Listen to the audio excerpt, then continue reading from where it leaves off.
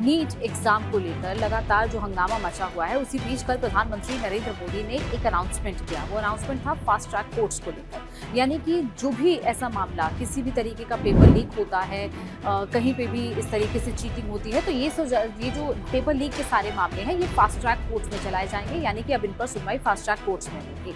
अब तक क्या होता था? अब तक दरअसल अगर आप किसी भी कॉमन ऑफेंस देखें, यानी कि धोखाधड़ी, चीटिंग, ऐसे मामलों में आमतौर पर पेपर लीक को गिना जाता था। यानी कि अब तक जितने भी पेपर लीक हुए हैं, उसमें जितने भी केसेस चले हैं, वो सिर्फ अब तक सामान्य अपराध की श्रेणी में ही चले हैं। लेकिन अब फास्ट ट्रैक कोर्ट्स की जरूरत क्यों पड़ी है पेपर लीक के मामले में? छात्रों से जुड़ा हुआ मामला है। जिस तरीके से इस वक्त जंतर मंतर पर प्रोटेस्ट चल रहा है, अलग अलग राज्यों में छात्रों की तरफ से प्रोटेस्ट चल रहा है, कई छात्रों ने सुसाइड की है जो नीट का पेपर लीक हुआ है उसके बाद, और ऐसी ही कई घटनाएं पिछले कई सालों में सामने आती रही हैं, चाहे वो नीट का पेपर हो, रीट का पेपर हो, या इसके साथ यूजीसी नेट का एग्जाम हो, या फिर किसी भी तरीके के स्टेट लेवल पे होने वाले एग्जाम। ये जब लीक होते हैं उसके बाद से लगातार छात्रों के भविष्य को लेकर एक क्वेश्चन मार्क खड़ा हो जाता है।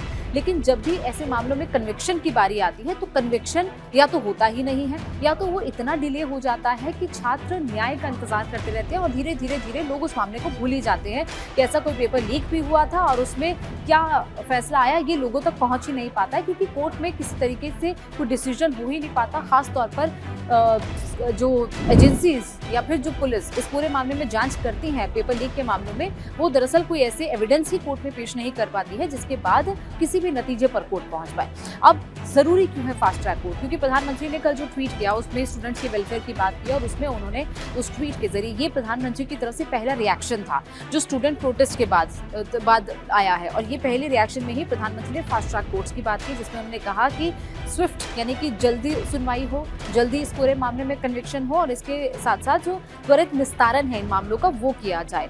और ऐसे कोर्ट्स का गठन किया है, और इस मामले में इस संबंध में निर्देश भी दे दिए गए हैं, और ताकि विद्यार्थियों के हितों को सुरक्षित रखा जाए। उसके साथ साथ एक महत्वपूर्ण कदम इसे प्रधानमंत्री ने करार दिया ताकि युवाओं के भविष्य के साथ किसी तरीके का खिलवाड़ कोई भी व्यक्ति ना कर पाए। फास्ट ट्रैक कोर्ट्स की जरूरत थी, जैसे मैंने आपको बताया कि अब तक इसे एक सामान्य अपराध की श्रेणी में रखा जाता था। जब आपने किसी के साथ चीटिंग की, किसी भी तरीके का ऐसा अपराध किया जो सामान्य अपराध की श्रेणी में आते हैं, जो अलग अलग धाराओं के तहत, जिसके तहत कन्विक्शन होता था।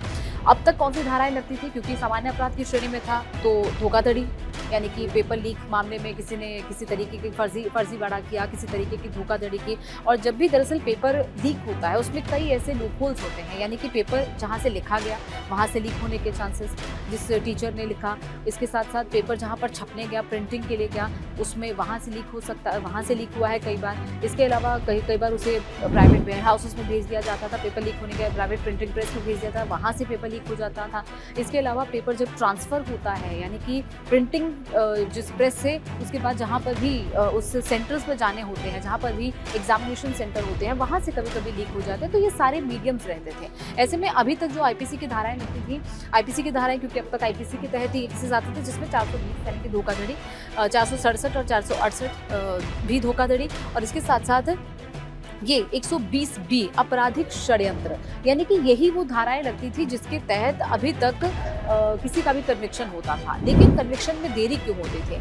अब पहले आपको बताते हैं कि फास्ट ट्रैक कोर्ट्स अब तक कैसे काम करती आई हैं। फास्ट ट्रैक कोर्ट्स क्या अब तक कभी पेपर लीक के मामले में ऐसा कभी नहीं हुआ।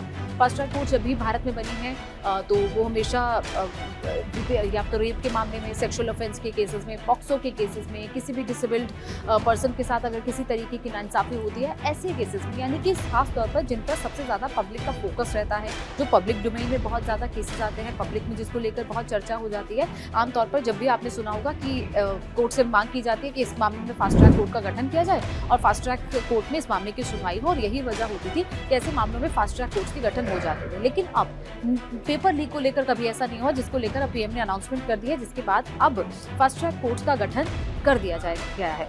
लेकिन इसके साथ साथ सरकार की तरफ से ये जो कहा गया है, ये जो public examination prevention of unfair means 2024 का ये एक्ट है, और इसके तहत जो सजा होगी वो 5 साल तक की सजा है, 10 लाख तक का जुर्माना है। ये फिलहाल सजा है। लेकिन अब मोदी कैबिनेट ने जो नया बिल संसद में लेकर आएगी, जो सोमवार को पेश होगा, उसके तहत जो कानून को मंजूरी फिलहाल कैबिनेट में दी गई है, उसके तहत 10 करोड़ का जुर्माना और 10 साल तक की सजा, ये कहा गया है।